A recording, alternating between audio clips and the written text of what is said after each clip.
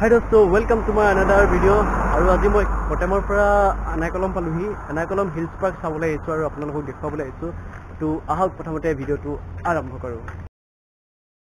তো এতিয়া মই আনাইকলম মেইন ৰাস্তাত আছোঁ অলৰেডি পালোহি এতিয়া 2 ঘণ্টা অলৰেডি আহিলোঁ মই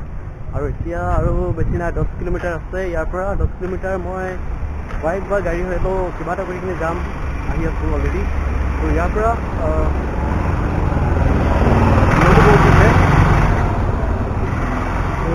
3 ঘণ্টামান আহিলোঁ এতিয়া মই বৰ্তমান পৰা আনাইকলম পাওঁতে মোৰ 3 ঘণ্টামান সময় লাগিলে এতিয়া ইয়াৰ পৰা যাম 10 কিলোমিটাৰ আছে আৰু গাড়ী চাড়ী পালে উঠিব লাগিব গাড়ী বহুত আজি কম চলিছে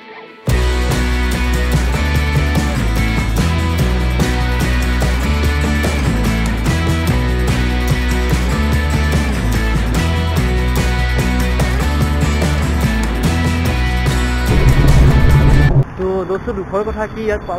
পালোহি কিন্তু লকডাউনৰ কাৰণে বন্ধ হৈ আছে আৰু ভিতৰত অলপমান মেইনটেনেঞ্চ কাম চলি আছে তো মই দেখাই দিছোঁ ইয়াত এখন পঢ়ি বুজি পাইছে নহয়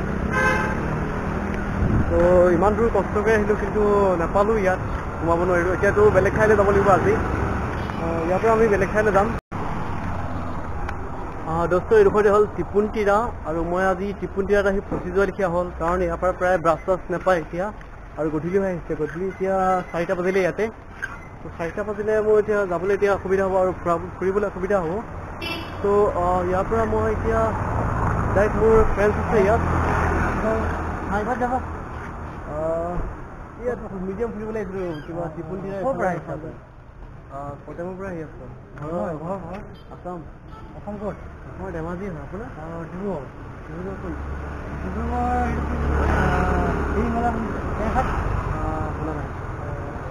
তো মানে প্ৰব্লেম কি মই ফুৰিবলৈ আহিছিলোঁ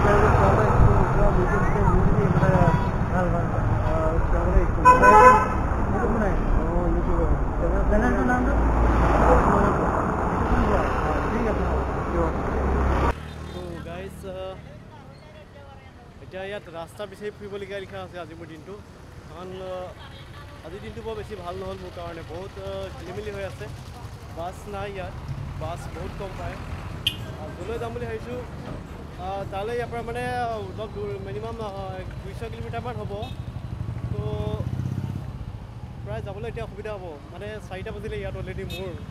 তো ইয়াৰ পৰা যাবলৈ এতিয়া অসুবিধা হ'ব সেইকাৰণে মই আজি ইয়াত এনাইকলমতে ৰৈ দিম ইয়াতে থাকিম ইয়াত মোৰ লগৰীয়া আছে ফ্ৰেণ্ডছ আছে তো তাতে থাকিম কালি ৰাতিপুৱাই মই যাম তো দোস্ত আহোঁতে মেইন ৰাস্তা ইয়াতে কিছুমান আজি ব্লগটো মই এনেকৈ বনাম ইয়াতে কিছুমান ঠাই মানে মেইন ৰাস্তাৰ ওপৰতে থকা কিছুমান ওচৰত থকা জেগা দেখুৱাম তো মই আছোঁ এতিয়া ত্ৰিপুৰা মালিঙা তো